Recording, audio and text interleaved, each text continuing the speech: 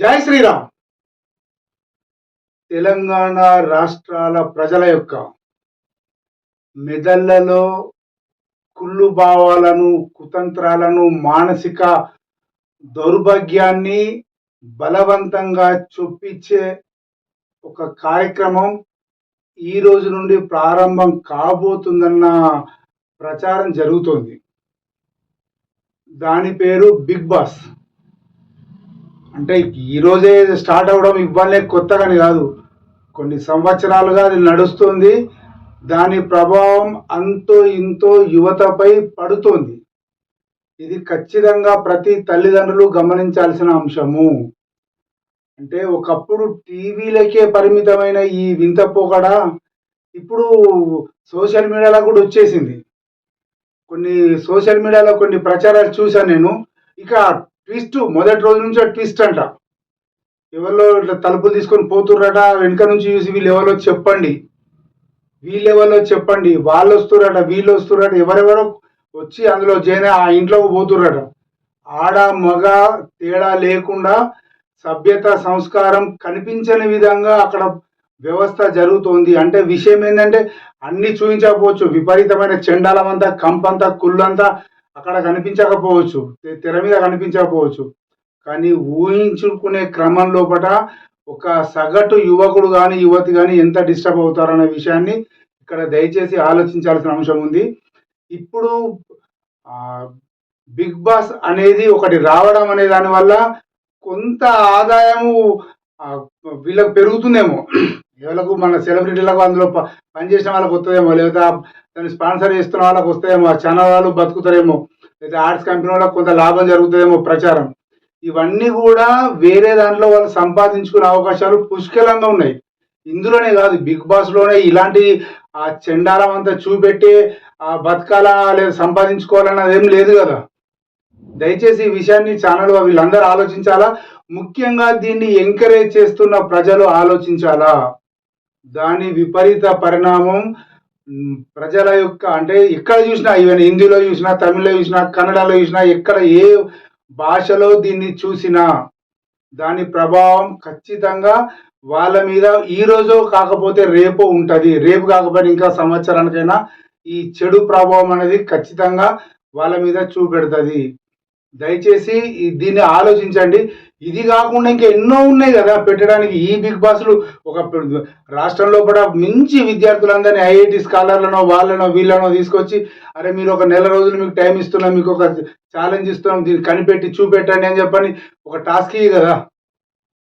అంతేగాని వండుడు వస్తుందా, దాన్ని అట్లేమంటది, ఇది ఇట్లేమంటది అని చెప్పి ఏదో మాట్లాడి మా బిగ్ బాస్ మాట్లాడుతుండు నువ్వు వెళ్ళిపో, బిగ్ బాస్ మాట్లాడుతుండు నువ్వు రా, ఇంకో బిగ్ బాస్ మాట్లాడుతుండు నీకు పని చేయు అని చెప్పి వాళ్ళందరినీ చిందర వందరగా చేసి, అసలు ఈ నిత్య జీవితము అందులో ఉన్నన్ని రోజులు వాళ్ళకు ఏమీ తెలియకుండా ఉంటుందా తెలుస్తుందా తర్వాత విషయం.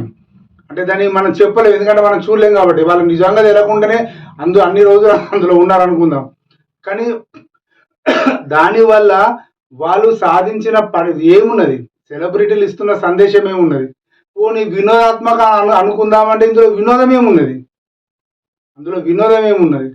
పోనీ ఆ వినోదం అట్లా ఉంటే అయిపోయినా, వినోదం ఉందని ఏదో సినిమాలో ఫస్ట్ నుంచి పోరాళ్ళు, చిన్న టీనేజ్ పిల్లలు బాగా ఇష్టం వచ్చినట్టు తిరిగి చెండాలం అయిపోయి ఒకరి మీద మనసు పడి అంత అయిపోయింది. అక్కడ ఆడు ఏదో క్రమంలో కూడా పిచ్చోడు అయిపోతాడు.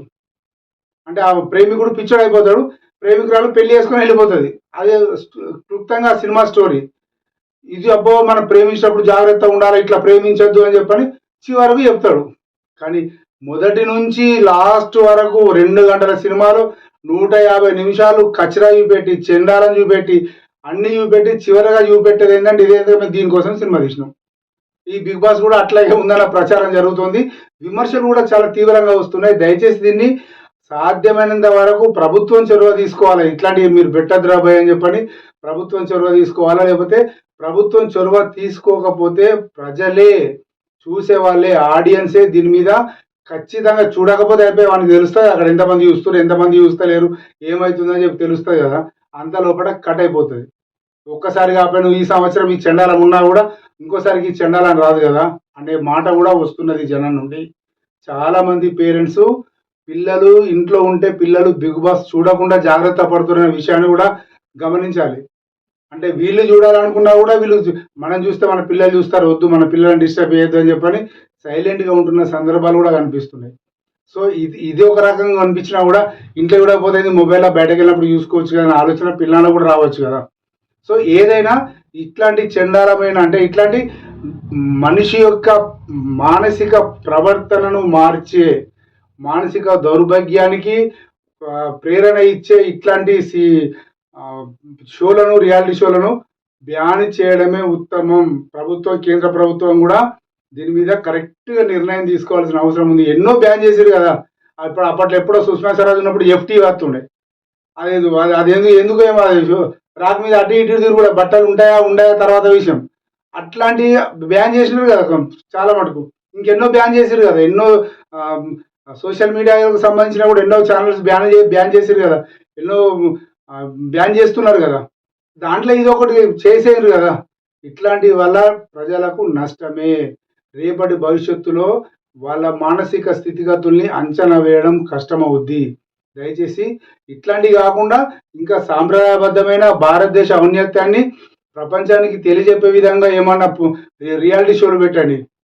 పెద్ద పెద్ద మేధావులందరిని పిలుచుకొని ఒక నెల, 2 నెలలు ఒకటే రూమ్‌లో ఉంచి ఇట్లా ఇట్లా అని డిస్కస్ పెట్టి ప్రపంచానికి, సమాజానికి ఇయ్యుర్రి. ఒక్క సంవత్సరం చూడరు కావచ్చు. కానీ రెండో సంవత్సరం ఖచ్చితంగా చూస్తారు. అంటే మనం అలవాటు చేసిన క్రమం ఫస్ట్ 'బిగ్ బాస్‌ని' ఎవరైనా పట్టించుకున్నారేంది? విపరీతంగా ప్రచారం చేసుకోలేదు. అట్లా ఇట్లా ఇట్లా ఆ ఛానల్ ఇట్లా, ఈ ఛానల్ ఇట్లా అటు దగ్గుతుండు, తుమ్ముతుండు, ఏడుతుండు, నవ్విండు. ఎన్ని చెప్పలేరు. ఎన్ని చెప్పి ఎంత క్రియేషన్ చేసుకోలేదు. ఇది కూడా అట్లా చేయండి. ఒక మంచి పని చేయండి. విద్యార్థులకో, యువకులకో, లేకపోతే రైతులకో, కార్మికులకో, కర్షకులకో వివిధ రంగాల్లో ఉన్నోళ్ళ అందరిని ఒక చోట జమ చేసి వాళ్ళతోటి మంచి చెప్పించండి కదా! అది కూడా సక్సెస్ అయితది. ఒకసారి ప్రయత్నం చేసి చూస్తే బాగుంటదనిపిస్తుంది. జై శ్రీరామ్.